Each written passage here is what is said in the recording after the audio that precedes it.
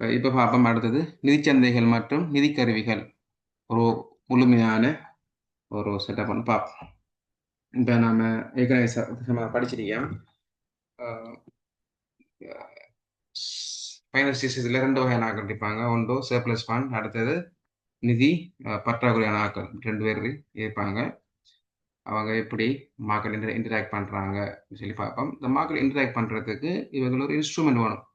எப்படி நம்ம பொருட்கள் வாங்குறதுக்கு இந்த மணிங்கிற காசுங்கிற ஒரு ருபி நோட்ஸ் என்று சொல்லப்படுற கருவியை பயன்படுத்தி நம்ம டிரான்சாக்ஷன் செய்கிறோமோ, அதே மாதிரி ஸ்டாக் மார்க்கெட்டுகளில் ஸ்டாக் மார்க்கெட்டு, ஷேர் மார்க்கெட்டுகள், அது மாதிரி வேறு ஃபைனான்சியல் மார்க்கெட்டுகளில் நாம் டிரான்சாக்ஷன் நடத்துறதுக்கு காசு நிதி சொத்துக்களை நாம் டிரான்சாக்ஷன் செய்வோம். அது அப்படியான சொத்துக்களை சொல்லுவோம் நிதிக்கருவிகள் அப்படின்னு சொல்லுவோம். நாம் நிதிக்கருவிகள் என்றால் என்ன? இவை சொத்துக்கள் மீதான நிதியியல் கோரிக்கைகளை குறிக்கும் ஆவணங்கள் ஆகும். இப்போ நீங்கள் சொல்லலாம், என்கிட்ட ஒரு ப்ரௌன்ஸ் கம்பெனி, ரைட்? ப்ரௌன்ஸ் ஒரு கம்பெனி இருக்குது. இந்த கம்பெனியில் நினைக்குது 10,000 ஷேர்ஸ் இருக்குது. 10,000 ஷேர்ஸ் இருக்குதுன்னு சொல்கிறீங்க. எதை பற்றி சொல்லுவீங்க? இப்போ நீ கிளைம் பண்ணுறீங்க, இன்னைக்கு 10,000 ஷேர்ஸ் இருக்கு, அப்படி நான் ஒரு 10 லட்சம் ரூபா முதலீடு செஞ்சுருக்கேன் ப்ரௌன்ஸ் கம்பெனியில் சொல்கிறீங்க. என்ன ஆதாரம் இருக்கு உங்களுக்கோ? என்ன எவிடன்ஸ் இருக்குது? நீங்கள் விற்க போகிறீங்க, ரைட்? விற்கிற 10,000 ஷேர் விற்க போகிறீங்க. என்ன செய்ய போகிறீங்க? எப்படி கிளைம் பண்ணுவீங்க? இவை சொத்துக்கள் மீதான நிதியியல் கோரிக்கைகள். இப்போ கிளைம் கோரிக்கைனா கிளைம், இப்போ ஃபைனான்சியல் கிளைம். அப்போ உங்களுக்கு என்ன இருக்கணும்? உங்கள்ட்ட ஸ்டாக் ஷேர்ஸ் இருக்கணும். முந்தைய காலத்தில் ஷேர்ஸ் வாங்கினா உங்களுக்கு சர்டிஃபிகேட் தருவாங்க, சர்டிஃபிகேட்ஸ். அன்றைக்கி ப்ரௌன்ஸ் கம்பெனியில் இந்த பேருடையவர் இத்தனை ஷேர்ஸ் வச்சுக்கிறாங்க, ஒரு ஷேர்ஸில் பெறுமதி இவ்வளவு அப்படின்னு சொல்லி மார்க்கெட்டில் இருக்கிற ப்ரைஸை வச்சு என்ன செய்யலாம், ட்ரேட் பண்ணி கொள்வாங்க, சர்டிஃபிகேட் வச்சு பண்ணி கொள்வாங்க. ஆனால் இப்போ அப்படி இல்லை. சிடிஎஸ் ஒன்று, சென்ட்ரல் டிபாசிட்டரி சிஸ்டம். இது கொலம்பஸ் ஸ்டாக் எக்ஸ்சேஞ்சுகள் இருக்குது, சேர்ந்து வேலை செய்யுது. அதில் செக்யூரிட்டிஸ் எக்ஸ்சேஞ்ச் கமிஷன் அதுவும் இதோட கண்ட்ரோல் இருக்குது. இப்போ யார் யார் என்னென்ன கம்பெனியில் எவ்வளோ ஸ்டாக் வச்சுக்கிறாங்க, எவ்வளோ வாங்கப்பட்டுச்சு ஸ்டாக்குங்கிற விஷயங்கள்லாம் இதில் ரெக்கார்ட் பண்ணியிருக்கு, ரைட்? இது வந்து digital asset. Financial asset but digital ஃபார்மில் இருக்கு. அதே மாதிரி பாருங்க, முதன்மை பத்திரங்கள், இரண்டாம் தர பத்திரங்கள். முதன்மை பத்திரங்கள் என்னன்னா முதலீட்டாளர்களுக்கு நேரடியாக பிரைமரி மார்க்கெட்டில் கம்பெனிஸ் வந்துட்டு இன்வெஸ்டர்களுக்கு இடையில இன்வெஸ்டர்களுக்கு வித்திருப்பாங்க. அதன் மூலமாக காசு இன்வெஸ்டர் இருந்து கம்பெனிக்கு போயிருக்கு வச்சிருக்கிறது. என்னது?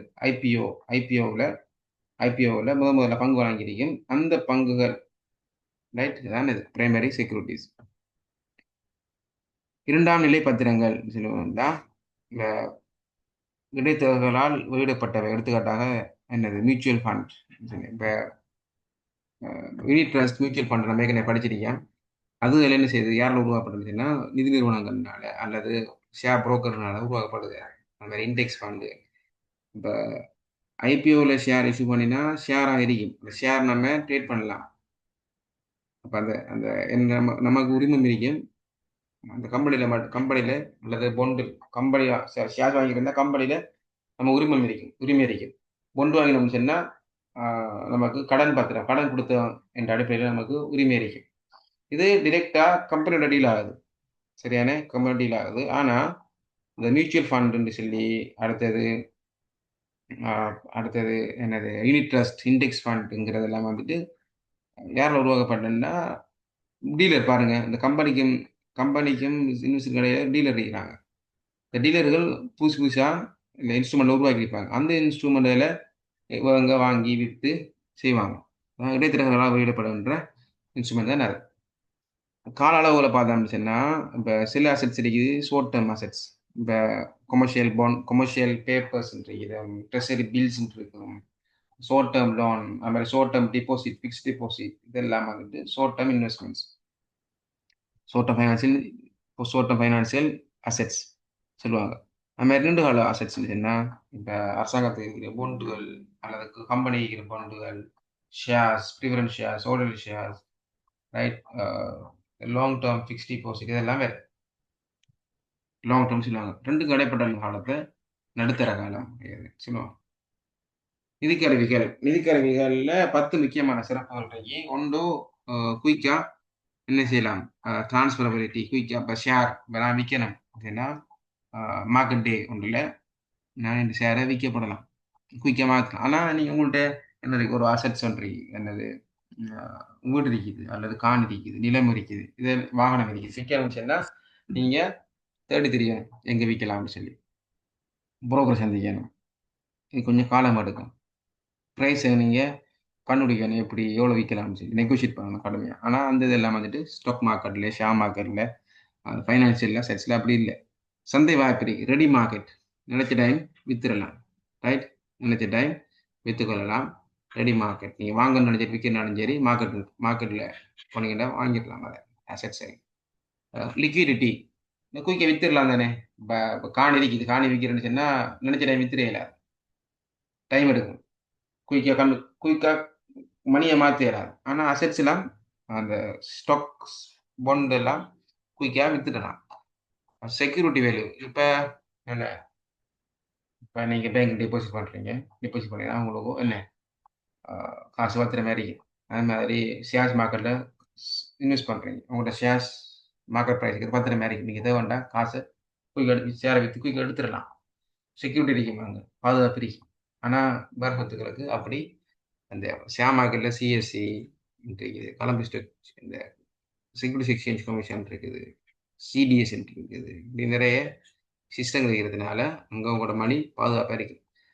வரிச்சலுகை இருந்தால் உங்களுக்கும் இப்போ ஷேர் மார்க்கெட்டில் நீங்கள் குறைஞ்ச விலைக்கு வாங்கி கூட விலைக்கு விற்கும் போது ஒரு கேப் கொண்டு வரும், கேபிட்டல் கெயின், மூலதன லாபம் சொல்லி வரும். அதுக்கு இலங்கை அரசாங்கம் உங்களுக்கு டெக்ஸ் எக்ஸாம்ஷனை உங்களுக்கு தருது. மெடிக்கலர் ரிஸ்க், இப்போ ரிஸ்க் இருக்குது இதுக்குள்ள, ரைட்? இப்போ ஷேர் மார்க்கெட்டில் நம்ம போகிற எல்லாருமே ப்ராஃபிட்டோட வெளியாகிறதில்ல. அது குறிப்பிட்ட சிலவங்க தான் கண்டினியூஸாக ப்ராஃபிட் எடுத்துகிட்டு போவாங்க.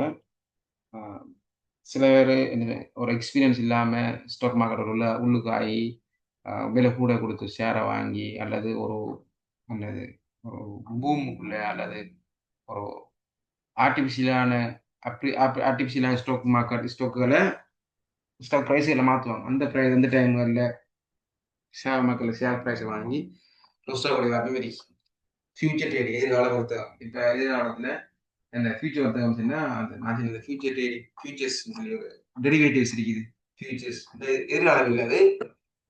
இது ஏன் எதிர்கால ஃபியூச்சரில் இல்லைன்னா பாருங்க, இந்த அரிசி நெல் வாங்கினா அடுத்த 3 மாதத்துக்கு பிறகு நான் செட்டில் பண்ணுவேன், அடுத்த 3 மாதத்துக்கு பிறகு நீங்கள் இந்த விலைக்கு வாங்கலாம் சொல்லிருந்தாங்க. அதெல்லாம் ஃபியூச்சர் சொல்லியிருக்கிறத தவிர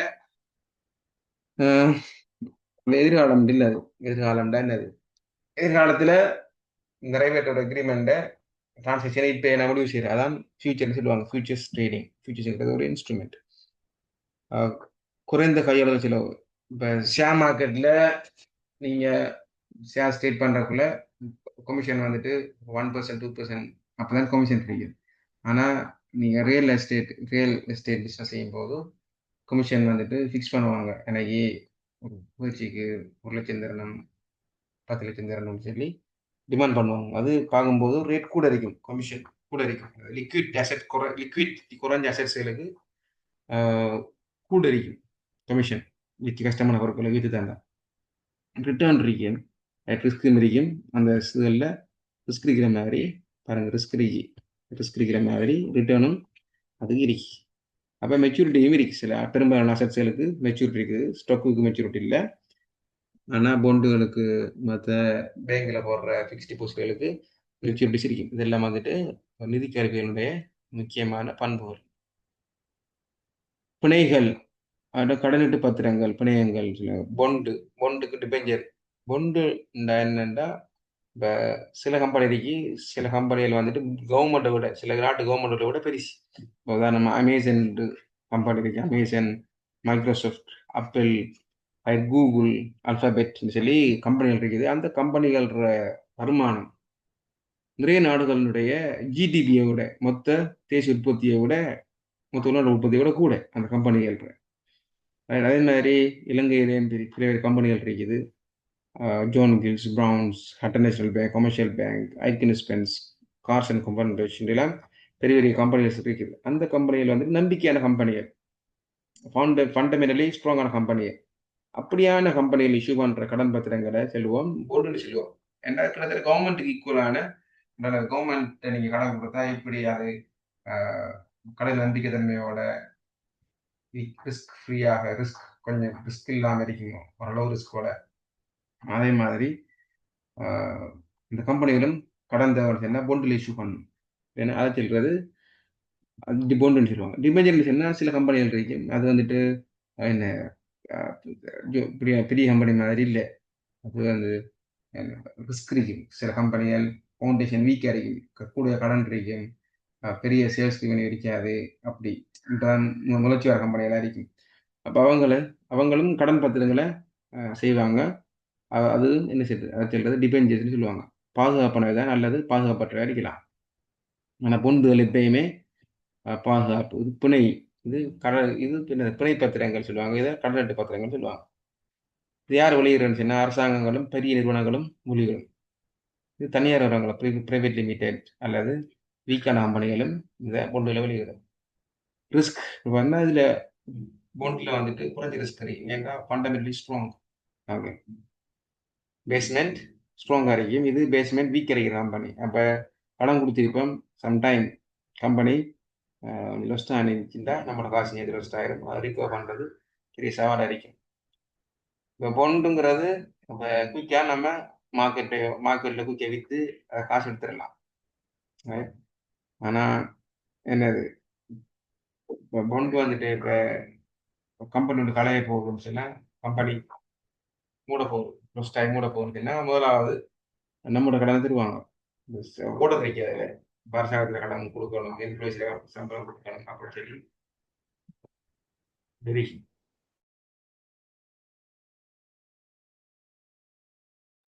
ரைட் அது மாதிரி பிணைதாரர்கள் பாருங்க முந்தி யாராச்சும் அந்த என்னது அந்த அடகு கடன் வச்சுட்டு அடகு கடன்ல பிணை கடன் அந்த கடன்களை விற்றது பிறகுதான் நம்மளோட டிபெஞ்சர்ஸுக்கான டிபெஞ்சக்கூடிய அந்த கொடுப்பனவு எல்லாம் தீர்க்கப்படும் வட்டி இது பெரும்பாலும் குறையிருக்கும் பொண்டுகளுக்கு ஏன்னா அது என்ன அரசாங்கத்தில் போகிற மாதிரி தான் கிட்டத்தட்ட ரிஸ்க் குறைங்கிறதுனால வட்டி குறையிருக்கும் இது அதிக ரிஸ்க் இருக்கிறதுனால வட்டி கூட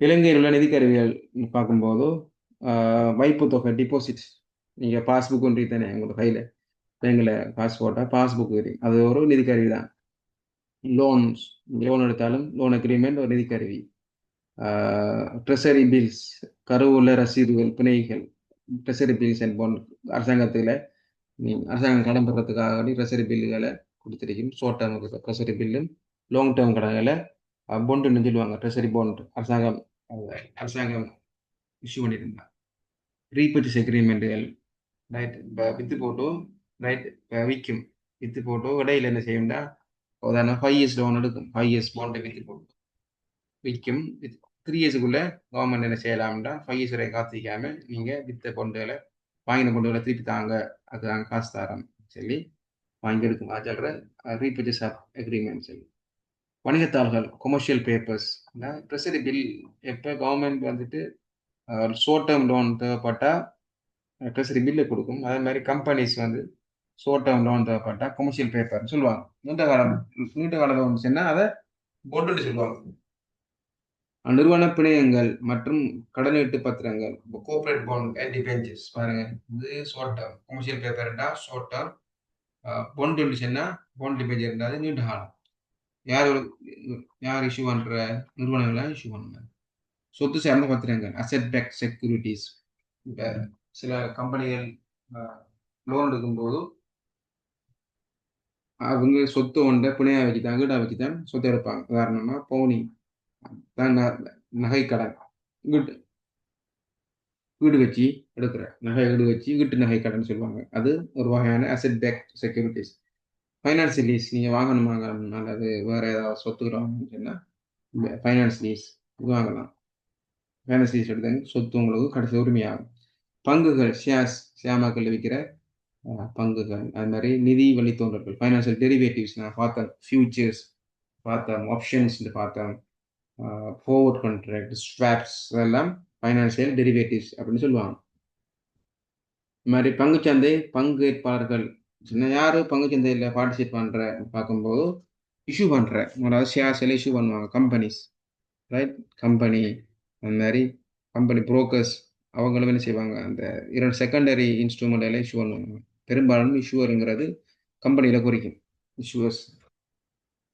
அது மாதிரி முதலீட்டாளர்கள் இன்வெஸ்டர் தனிப்பட்ட இன்வெஸ்டர் இருப்பாங்க. கம்பெனிகள் இன்வெஸ்ட் பண்ணும், அரசாங்கம் இன்வெஸ்ட் பண்ணும், ரைட்? இடைத்தரகர்கள், லீட் மேனேஜர்னு சொன்னால் இப்போ கம்பெனி ஒன்றோ ஷேர்ஸ் அண்ட் இஷ்யூ பண்ண போகுதுன்னா அதை விற்று கொடுக்குற லீட்ஸ் தான் ஃபேஸ்புக்கில் ரோட் ஷோ செஞ்சு யார் யாருக்கு வாங்க ரெடியாக இருக்கீங்க அந்த லிஸ்ட்டை டெவலப் பண்ணுவாங்க. லீட்ஸ் வாங்கியிருக்கோம் நாங்களே அப்படி சொல்லுவாங்க. புரோக்கர்ஸ் ஷேரை வாங்கிக்கிற டீலர்ஸ்னா புரோக்கர்ண்டா இப்போ ஷேர் மார்க்கெட் இன்வெஸ்ட் பண்ண ஷேர் மார்க்கெட்டில் புரோக்கர் வாங்குறது, ரைட்? ஷேர் மார்க்கெட்டில் புரோக்கர் ஷேர்ஸ் வாங்கும்போது விற்கும் போது நீங்கள் ஓடட்டிவ் மார்க்கெட் இருந்தாலும் நீங்கள் அந்த செஞ்ச ட்ரேடிங்குக்கு நீங்கள் பே பண்ணணும், கமிஷன் பே பண்ணணும். அது புரோக்கர்ஸ். டீலருங்கிற நீங்கள் உங்களோட சொத்தை, உங்களோட அசட்ஸை, உங்களோட ஷேரை அந்த புரோக்கரை கொடுத்து அதை விற்றுத்தான்னு சொல்லி அந்த புரோக்கர் தான் வாங்குறாளை கண்டுபிடிச்சி அவங்களுக்கு விற்பாங்க. இதை சொல்றது டீலர் சொல்லி, ரைட்? அது மாதிரி ரெகுலேட்டர்ஸ் இந்த கட்டுப்படுத்து சந்தையை கட்டுப்படுத்துகிற ஸ்டாக் சேஞ்சில் செக்யூரிட்டி எக்ஸ்சேஞ்ச் கமிஷன் இருக்கும். அது மாதிரி பேங்குகளை கண்ட்ரோல் பண்ணுறதுக்கு சென்ட்ரல் பேங்க் இருக்கும். இன்சூரன்ஸ் கம்பெனியில் கண்ட்ரோல் பண்ணுறதுக்கு insurance bank of Sri Lanka, insurance board of Sri Lanka, insurance board of ஸ்ரீலங்கான்னு சொல்லுவாங்க. Insurance board of Sri Lanka. அது மாதிரி இப்போ சார்ட் அக்கௌண்டன்ட், அது மாதிரி SLMAAB சொல்லியிருக்காங்க, Sri Lanka accounting standard, accounting auditing standard monitoring போர்ட்னு சொல்லி இப்படி நிறைய இருக்காங்க. சேவை வழங்குறதுக்கு, சேவை ஃபைனான்சியல் மார்க்கெட்டில் சேவிஸ் ப்ரொவைட் பண்ணுறதுக்கு டிபாசிட்டரிஸ் நான் சொன்ன மாதிரி சிடிஎஸ், அது மாதிரி கஸ்டேடியன், சொத்துக்களை கவனம் வச்சுக்கிற கஸ்டேடியன்ஸ், அது மாதிரி சொத்துக்களை பராமரிக்கிறதுக்காக வச்சுக்கிற ரெஜிஸ்டார்ஸ், ரைட்? ரிசர்வ் கம்பெனிஸ், அது மாதிரி ஒவ்வொரு மார்க்கெட் ஒவ்வொரு கம்பெனிக்கும் தனித்தனி செக்யூரிட்டி இருப்பாங்க, ரெஜிஸ்டர் இருப்பாங்க. அப்படி இருக்கும். இப்போ இஷ்யூவர்ஸ் பார்க்கும்போது இது நிதி திரட்டுபவர்கள்.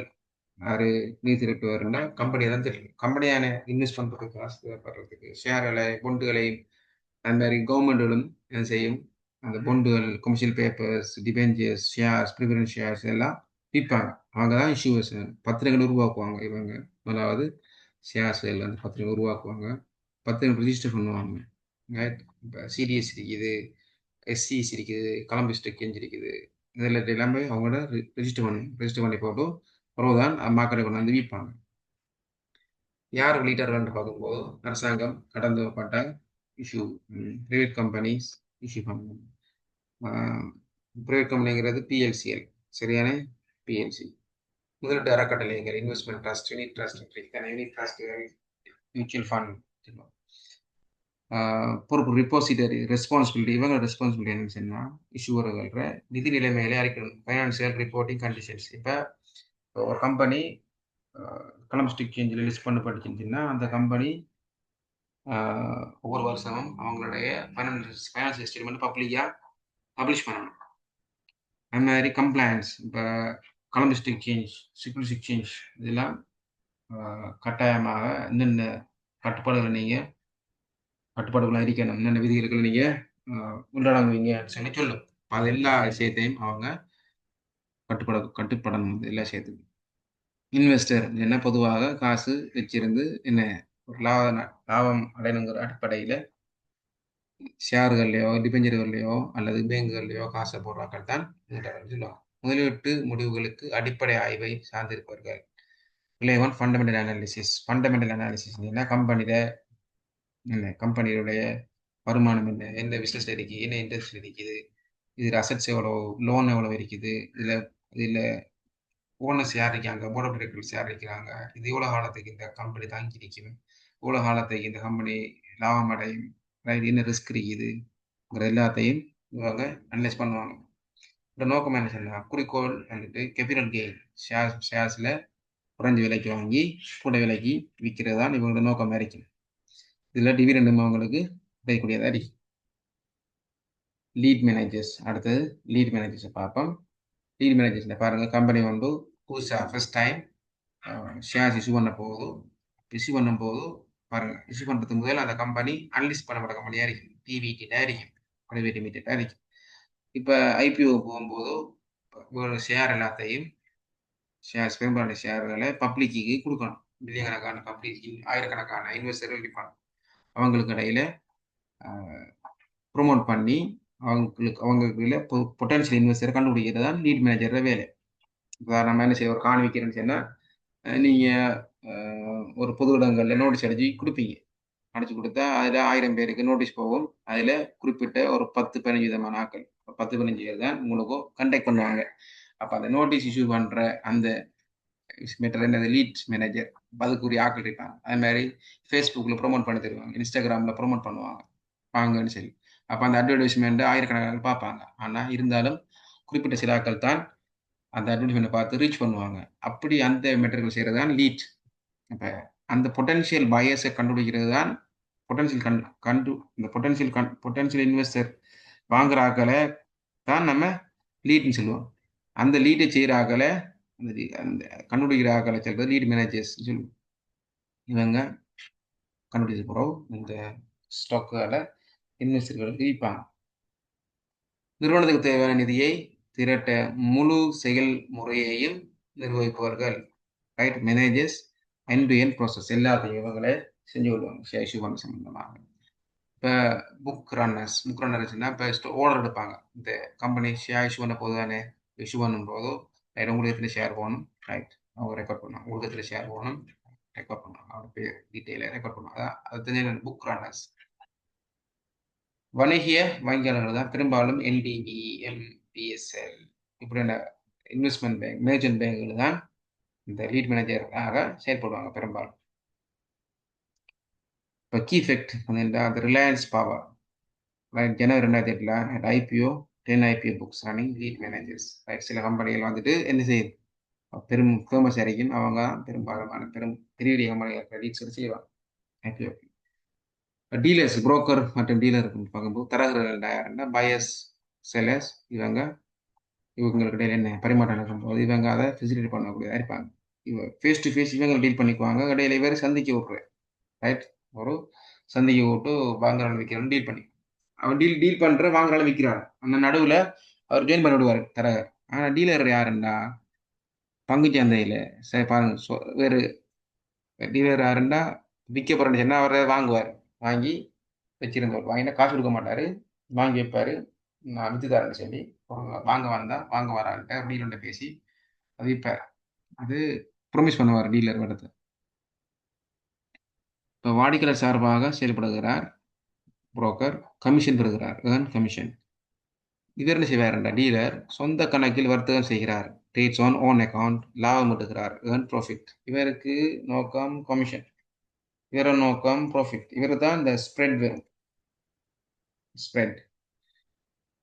இவங்க என்ன செய்வாங்கண்டா, இவங்க 2 பேரும் புரோக்கரும் அட்வைஸ் பண்ணுவாங்க, ஆர்டர்கள் எக்ஸிக்யூட் பண்ணுவாங்க, மார்க்கெட் ஸ்டேஜ்லையும் செய்வாங்க. டீலர், புரோக்கர், பெரும்பாலான புரோக்கர்ஸ் டீலராக இருப்பாங்க.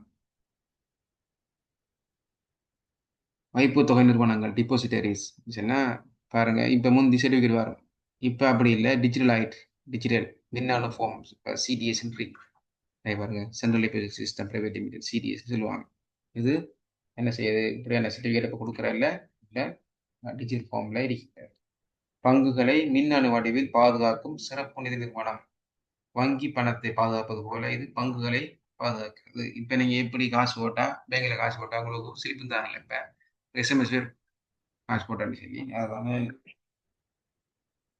சரி,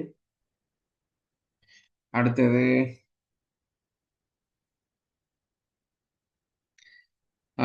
கிளியரிங் ஹவுசஸ், தீர்வக முகவர்கள், கிளியரிங் ஹவுஸ் ஏஜென்ட்னு சொல்லுவாங்க. இப்போ செக் போடுவோம் தானே, பேங்கில் செக் இருக்குது. இப்போ பீப்புள்ஸ் பேங்க் செக்கை கொண்டு போய் ஹெச்என்பியில் போடுவோம், ஹெச்என்பி செக்கை கொண்டு போய் கமர்ஷியல் பேங்கில் போடுவோம். திருப்பி இப்படின்னு மாறி, மாறி எல்லாம் வரும். அதே மாதிரி அத அத அத அப்படி ஒவ்வொரு பேங்க்ல செக் இன்னொரு பேங்க்ல செக் போட்டு, போட்டு போடும்போது, இது யார் செட்டில் பண்ற? கிளியர் பண்ற யாரு? சென்ட்ரல் பேங்க் இருக்கு. அது மாதிரி இப்ப ஷேர் மார்க்கெட்லயும் அ இப்ப நான் இன்றைக்கு ஷேர வாங்குவேன். ஒரு கம்பெனி ஷேர வாங்குவேன். அடுத்த கம்பெனி ஷேர் விப்பேன். திருப்பி வாங்குவேன், விப்பேன். இப்படி ஆயிரக்கணக்கான இன்வெஸ்டர் ஆயிரக்கணக்கான டிரான்சாக்ஷன் காம்ப்ளெக்ஸ் டிரான்சாக்ஷன் செய்வாங்க. இதெல்லாம் யார் கிளியர் பண்ற? சொன்னா, அதுக்கு கிளியரிங் ஹவுஸ் இருக்கு. அந்த ஸ்டாக் மார்க்கெட்ல இருக்கு. அது சொல்றது கிளியரிங் ஏஜென்ட்ஸ் சொல்லி. இந்த விற்பனையாளர்கள் பத்திரங்கள் விற்பாங்க. வித்து போட்டு காசு எடுப்பாங்க. அது மாதிரி வாங்குறார்கள் காசை செலுத்தி செக்யூரிட்டிஸ் வாங்குவாங்க. இது எல்லாத்தையும் கிளியர் பண்ணணும். இப்ப சிடிஎஸ்க்கு இப்ப இன்றைக்கு ஷேர்ஸ் மார்னிங் இன்றைக்கு இன்றைக்கு மார்க்கெட் டேல நீங்க ஷேர் வாங்கினீங்க வித்தீங்கன்னு சொன்னா உங்களுக்கு சிடிஎஸ்ல இருந்து ஒரு எஸ்எம்எஸ் வரும் ஈவினிங். ஈவினிங் சொன்னா ஒரு 4:30 5 பிறகு மெசேஜ் வரும். உங்களோட உங்களுடைய அக்கௌண்ட்ஸ் இருந்து இவ்வளவு ஷேர்ஸ் வெளிப்பட்டிருக்கு, இத்தனை ஷேர்ஸ் வாங்கப்பட்டிருக்குன்னு சொல்லி ஒரு ஃபைனல் மெசேஜ் வந்து வரும். எங்க இருந்து? சிடிஎஸ் இருந்து, சென்ட்ரல் டிபாசிட்டரி சிஸ்டத்துல இருந்து. ஒவ்வொரு விற்பனையாளரும் வாங்குபவராகவும், ஒவ்வொரு விற்பனர்களுக்கும் வாங்குவோராகவும், ஒவ்வொரு வாங்குவோர் விற்பனராகவும் செயல்படுது. வாங்குறாள் விற்கிறாள் விற்கிற மாதிரி விற்கிறாள் வாங்குற மாதிரி என்ன செய்வாங்க? மாறி மாறி இருப்பாங்க. நான் அண்டை ஷேரை வித்து போட்டு அந்த அண்டே என்ன செய்யலாம்? நான் காசை எடுக்கலாம் அல்லது நான் வேறு ஷேர் வாங்கலாம் வித்து போட்டு. ப்ரொடெக்டர்னா பாதுகாக்கிற. நம்பிக்கை பொறுப்பா ட்ரஸ்டீஸ் கடன் பத்திரங்களின் உரிமைகளை பாதுகாக்கிற அறக்கட்டளை ட்ரஸ்டீஸ் மூலம் செய்யப்படுகிறார்கள். இப்ப ஒரு கம்பெனி ஒன்று இருக்குது. இந்த கம்பெனி லோன் வாங்க போகுது பொதுமக்கள்கிட்ட இருந்து. பொதுமக்கள்கிட்ட லோன் வாங்கும்போது அப்ப எதை நம்பி இவர் கடன் கொடுக்குற பிரச்சனை ரெண்டு பேரும். இப்ப இந்த கம்பெனில காசு தராம முடிச்சுன்னா லொஸ்ட் ஆனிச்சுன்னா என்ன செய்யற?